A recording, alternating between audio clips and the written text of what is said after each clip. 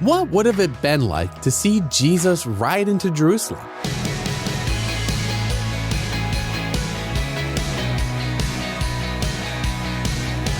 Hey, I'm Dylan, and you're listening to Unlocked, your daily key to unlocking God's Word in your life. When I was young, I had the idea to write a book series based on the stories of the Bible as told from a teenager's point of view. It'd be cool to see and feel the living details of what it might have been like to be there. It turns out I'm not alone in that idea. Today's devotion, called Twin Parades, tells the story of Palm Sunday like that, written by Naomi Zylstra. The governor was coming into town. Moriah had been waiting weeks to catch even a glimpse of the man. He was supposed to stay for the festival week and bring his entourage of soldiers and even a jester. Moriah had even heard the governor's war horse would be the biggest she'd ever seen. The wide gates were heaved open by two men. At the front entry, an announcer shouted, "You are honored with the presence of the esteemed Governor Pontius Pilate." "All hail Caesar!" the crowd echoed back. The first group of soldiers marched in, stoic faces in perfect rows.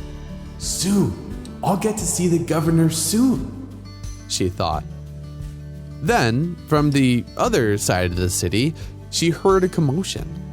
A few people looked over, and some even fell away from the parade to wander to the eastern gate. Why would people go over there? She wondered. But as more and more people broke off from the crowd, curiosity got the better of her, and she abandoned the parade as well. "I'm sure I can get back in time to catch a glimpse of the governor. I just want to see what everyone's gawking at." As she approached the street and peeked over the crowd, Moriah got her answer. "That's just some guy on a donkey."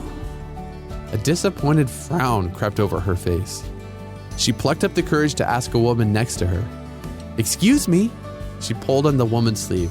"Who is that?" "That's Jesus. He's a prophet and the son of David. He's gonna save us all and overthrow Rome. He's bringing a new kingdom. I've heard him talk of it and see him do things only a prophet could do." "Wow, I'd hope to see a governor, and now I get to see a prophet." Moriah took off her shawl and laid it on the ground. When the prophet passed by, he met her gaze, and something in his eyes made her wonder if he was more than just a prophet. Okay, let's talk about this for a second. This fictional story imagines Jesus' humble triumphal entry into Jerusalem, contrasted with the pomp and circumstance of a governor's traditional entry into a city. Since the days of Solomon, Israel's kings rode donkeys to their coronations. Jesus rides into Jerusalem on a donkey because he is the promised king, and he is riding to his death as a ransom for many. How does the humility of Jesus' entry into Jerusalem reveal who he is and how he saves us? Now, you and I can read how the crowd greeted Jesus in Mark 11:10.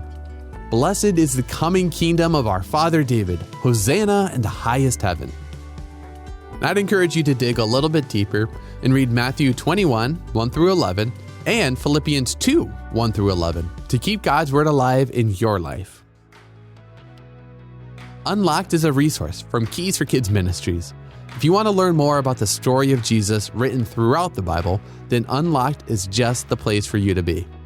You can get a free print subscription sent to you 4 times a year so you can get deeper into the discussion questions and journal entries.